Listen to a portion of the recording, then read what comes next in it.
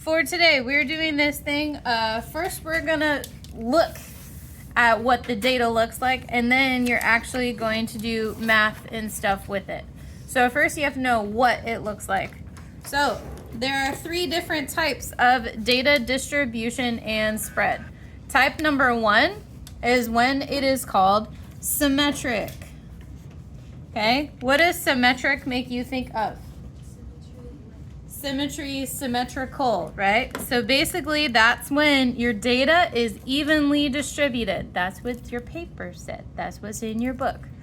So when it's evenly distributed, that basically means you could like cut it in half and it looks the exact same on both sides, right? Same here, it's the exact same on both sides. It's the exact same in both sides if you could cut it down the middle.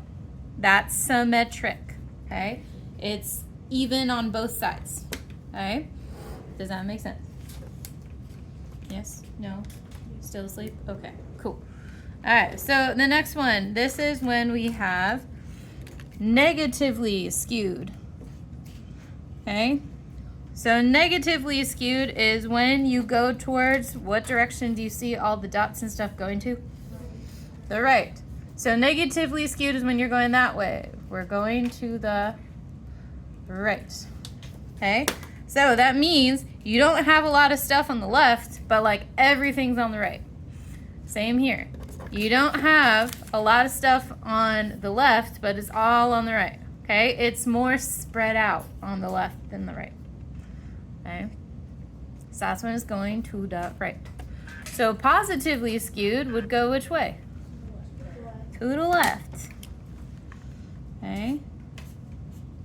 That's the difference. So positively skewed, we go to the left. Like you have more numbers on the left side than the right side. Okay. So questions about that? Yes, no? That's kind of it. Ta-da. All right, cool. So take a look at some, or actually no, we have to do some vocab. All right, we need to talk about extreme values. So the extreme values, you've actually heard this before, you already know it. The extreme values are going to be your biggest number, which, what have we called the biggest number before? The maximum.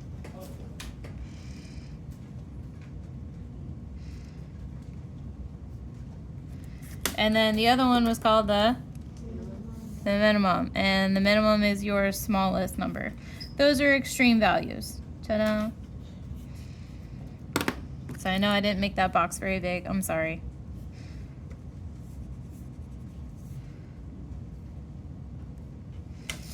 That's what extreme values are. Maximum and minimum. Ta-da. All right, now an outlier. An outlier is a dot that like, or a point or a number that doesn't match the rest of the table, okay? So when I say it doesn't match the rest of the table, it's a number that is basically, it's either way too big or way too small.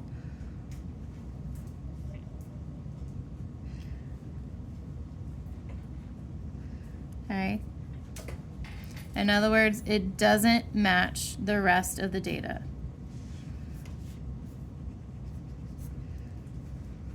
So look at that question underneath here. Is there a number in that table that is either way too big than the rest or way too small than the rest? In this table. The 2.41. It is way too big. Okay, so that's what makes it an outlier. It's way bigger than all the rest. Okay, that's an outlier. That's kind of it. It's either too big or too small. It doesn't match the rest of the dots. Because all the other dots were around like, they're either less than 1 or like just a little bit above 1. This one was like double, sometimes triple some of the other numbers. So it was way too big. Okay, so does that kind of make sense? Yeah? All right, cool. All right, now these ones. You need to tell me which one's which. So, what is the first one? This bar graph thing. Negatively skewed.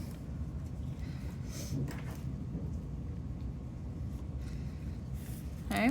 What about this graph? Nope. Look at the bars.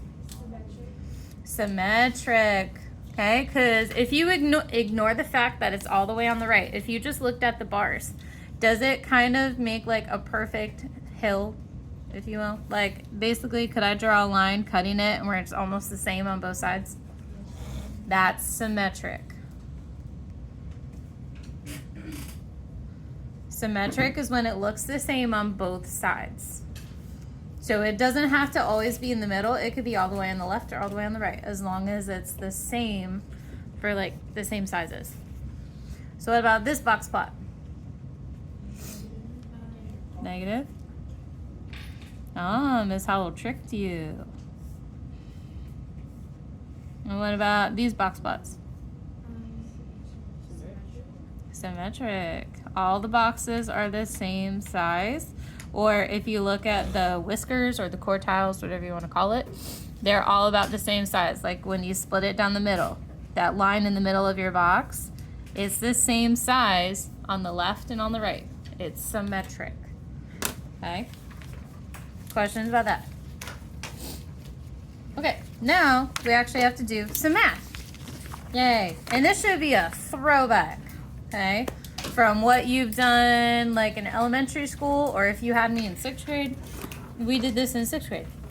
Okay, so what you're going to learn how to make today is called the 5-number summary. Okay, or if you don't remember that 5-number summary, this is what you use to make a box plot. Okay, and it's super easy. Okay. Step number 1. What did Miss Howell underline and put in bold and put stars next to? That should be your first step every single time. If you do not do that step, you will get the entire question wrong. Period. There is no wiggle room here. It must be in order. If it is not in order, you're going to mess up the whole thing. Okay? Please put it in order. That's all I ask. Go from smallest to biggest. That's all you got to do. Okay? All right. Now, Miss Howell already told you the minimum stands for what number? Smallest number. The maximum stands for the... All right. Hopefully you remember this from elementary school, or, you know, when you had me in 6th grade, if you had me. Median is the middle. All right, now these other two, these are only if you've ever made a box plot. Does anybody happen to know what lower quartile is? It's the what of the left side of the data. It's the median. Basically, box plots are just a bunch of medians. So the lower quartile is the median of the left side, or when it's below the normal median, okay?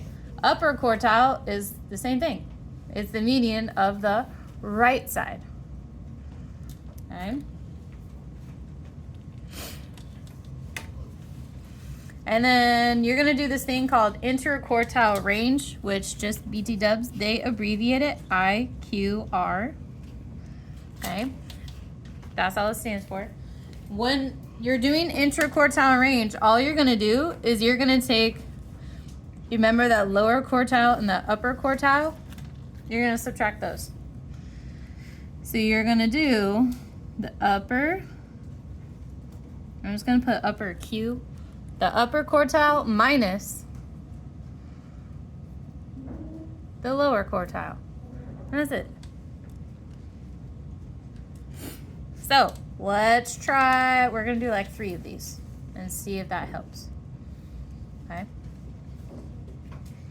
So what is the very first thing you have to do with any amount of data? Put it in order from smallest to biggest. All right, so you see that big table up there? Okay, so you see I left you a big space right here. So like start over here and just work your way over. So what Ms. Howell likes to do, I cross them out of the table as I use them. First things first, you need to look for the what? What's the smallest? 0.6. So cross it out, write it first. So 0.6, what's next? 1, cross it out, write it. What's next? 4, cross it out, write it. What's next? Cross it out, write it. What's next? 5.2. Cross it out and write it. What's next? 6.5. Okay, what's next? 10. Cross it out. Write it. What's next? 11. Cross it out. Write it. What's next? Ooh, 11.5.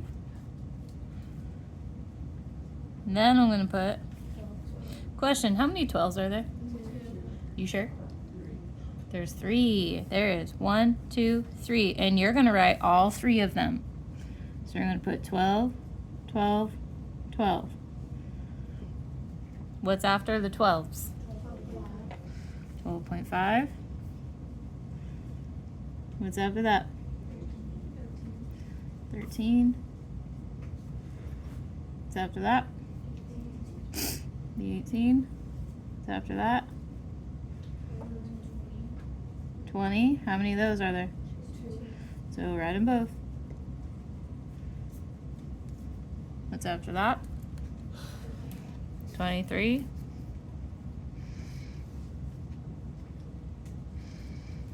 What's after that? What's after that? All right, did you use them all? Yes. Good.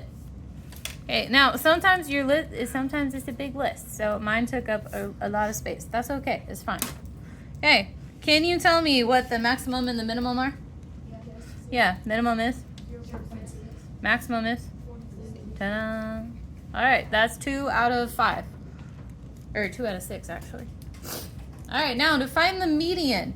Super easy way to do this. All you're gonna do is you're gonna start on the lower side, cross a number off, and then go to the highest side, cross that one. And then you're gonna keep crossing off and alternate until you get to the middle.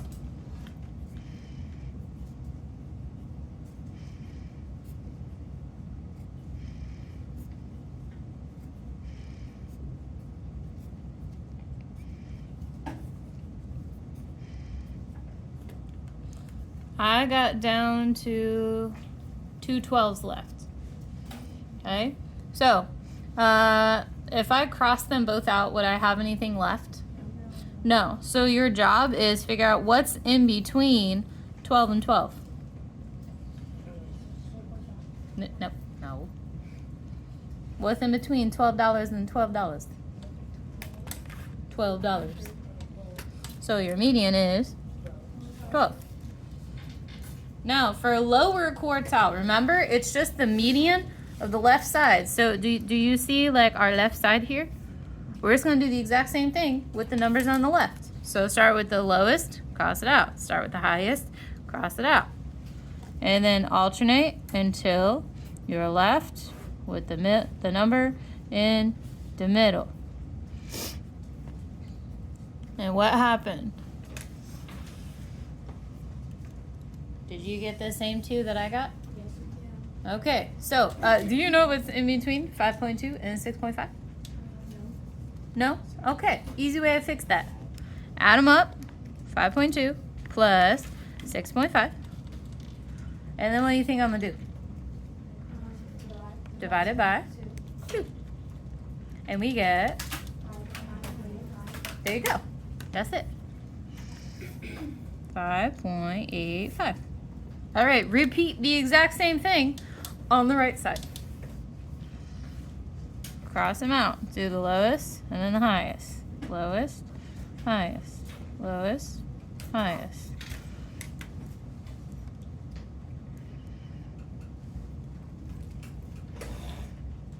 Oh, I did the same thing again. 1, 2, 3. 1, 2, 3. 1, 2, 3.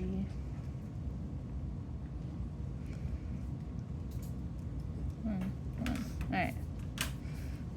Did you get the same two numbers I got? Yes.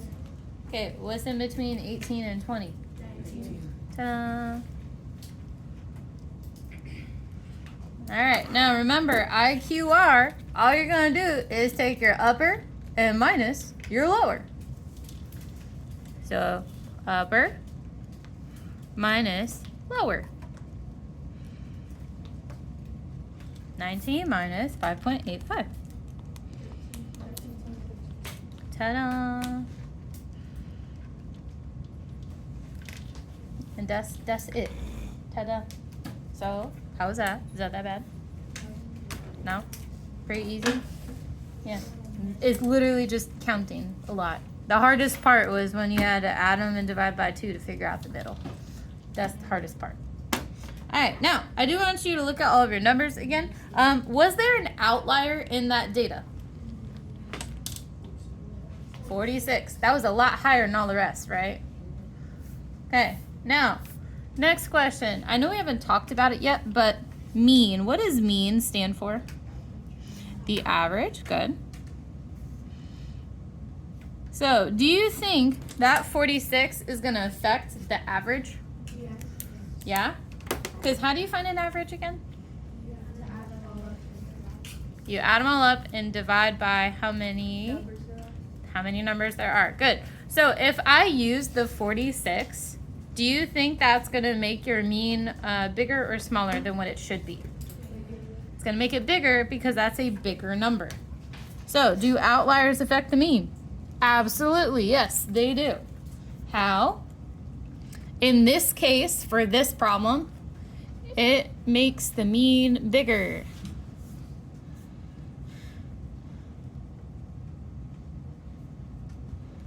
It makes the mean bigger. Now, if you had a lower, like if you had a smaller outlier, what would it do to the mean? It'd make it smaller. Good. Okay. That's kind of it. All right. Now, what do you think for that data? Do you think that it is, from the front of your notes, do you think it's positively skewed, negatively skewed, or symmetric? Ooh.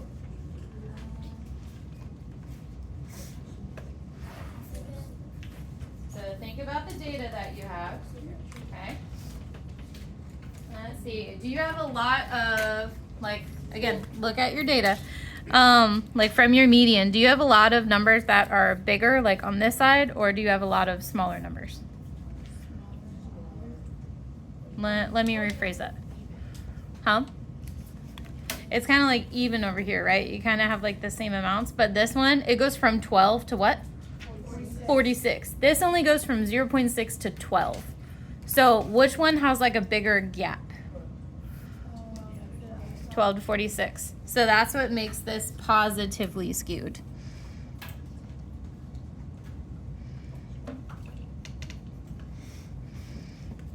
Okay. All right. So I want you guys to try this first one right here. Okay. And then if we have time, we'll do the next one. But I want you to try this one down here and see if you can find all of those. But remember, first step is put them in order, smallest to biggest. All right, go try it. So you should have gotten those numbers, right? Yeah? Okay.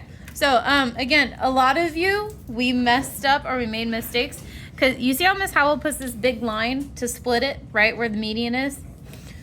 Please draw that big line. It makes a world of difference because then you don't forget where it is. See, I did the same thing up here.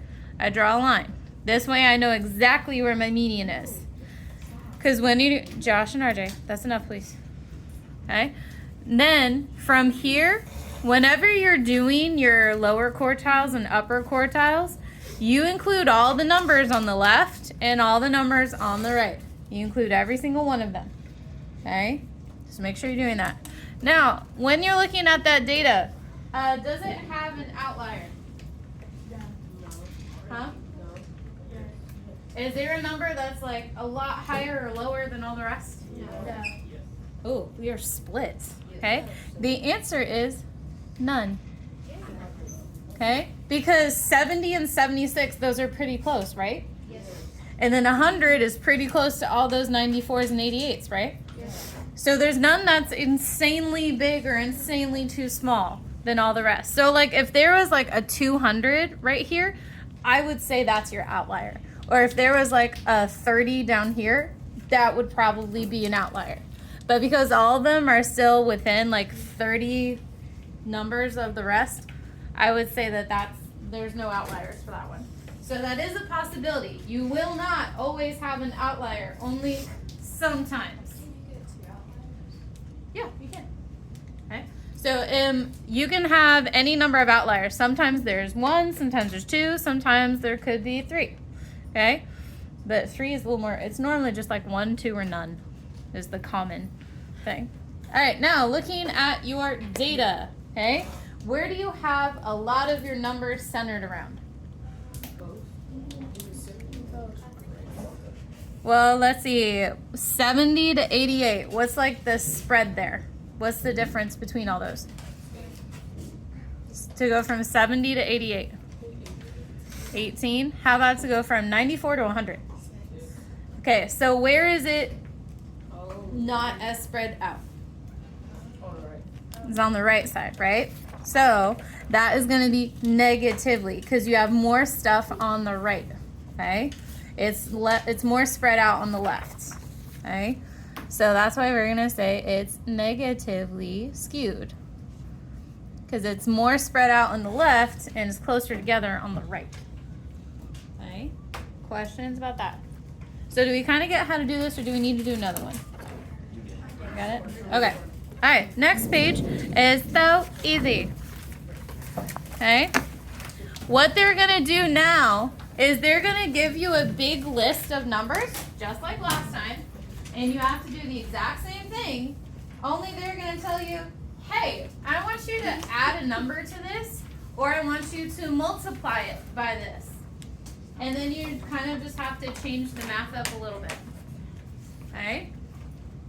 So, when you're going to do that, whenever you have to add a number to a set of data, all you're going to do to find your mean, median, mode, you're going to find it by adding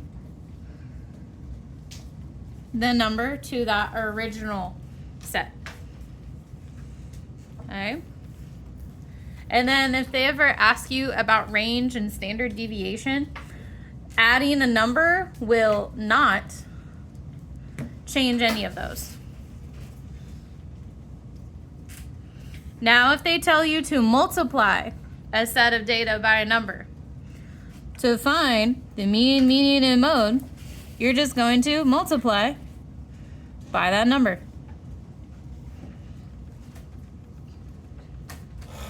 And to figure out the range and standard deviation, you're just going to multiply by that number.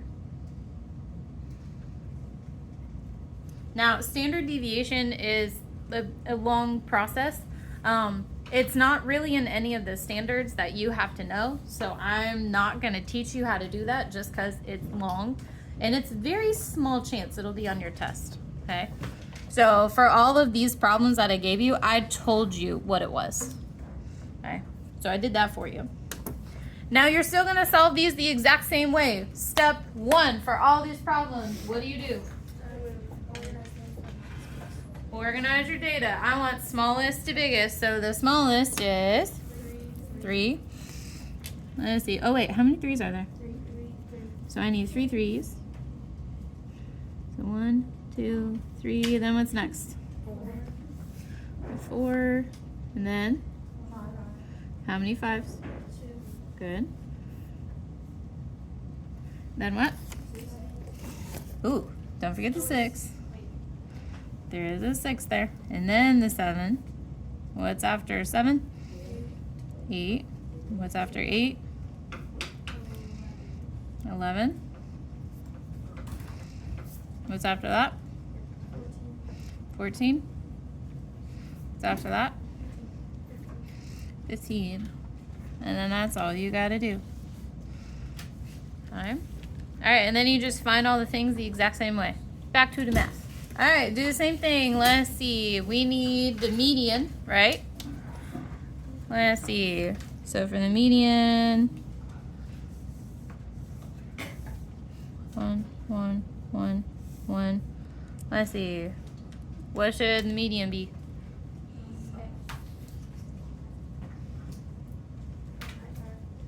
5.5.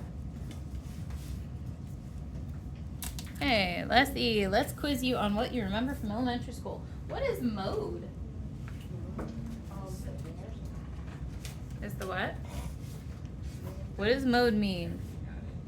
It's a number that what? Ooh. Mode stands for the number that occurs most often. Which one repeats the mostest? 3. That's your mode. The number that occurs the most often. You should be writing notes. There's no reason for you to be doing anything else to any other student right now. They should not have to tell you to stop doing something, because you should be doing your notes. And they should be doing theirs. Thank you. We don't need to be given faces and glaring eyeballs and stuff. Look at the board, write stuff down, period. End of discussion. Hey, how do you find range? What do we do? Ooh. What did we just do on the last page? What was IQR? What did we do for that? We did upper minus lower, right? Okay, did we have an upper and lower here? No. All you're going to do for range is do big minus little. Biggest number minus little number. Or maximum minus minimum. That's only if you're making a box plot. We're not making a box plot here, so I'm not worried about that. Okay. So what's the biggest number minus the littlest number? Good, because you had to do 15 minus 3, which equals 12. All right, now for the fun part. What's mean? How do we find mean? You got to add all that up, and then we're going to divide it by, let's see, there's 1, 2, 3, 4, 5, 6, 7, 8, 9, 10, 11, 12. There's 12 numbers. So we're going to add and divide by 12, because that's how many things we had. So I need 3 plus 3 plus 3 plus 4 plus 5 plus 5 plus 6 plus 7 plus 8 plus 11 plus 14 plus 15. Divided by 12. Hmm? Oh, when you add them all up, 84? Okay. And then you divide it, and we get 7. Yay! Hey, and then what did Miss Howell tell you the standard of deviation was? 4. Okay, now, what if they told you, hey, I want you to add 6 to that? What do you do? What do we say? We just add 6. So 3 plus 6 is 9. Okay. 7. 7 plus 6 is okay. 5.5 plus 6 is 11. Okay. And then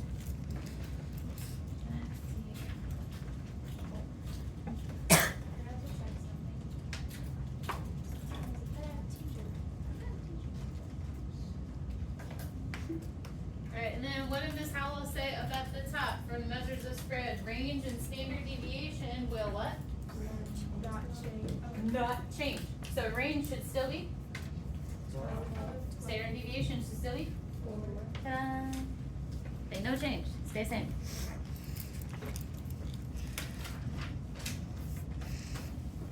Now, if they tell you, hey, you know what? Instead of adding, I want you to multiply the data set by 4.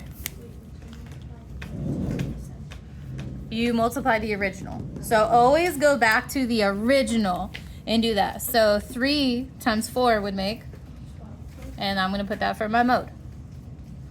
For your mean, okay, let's see. I'm going to do 7 times 4, which is, okay. And let's see, range, you multiply is the one, you multiply everything. Adding, you don't touch range and standard deviation. So for multiplying, we're going to do everything. So I want 12 times 4, which is 48. Median, 5.5 times 4.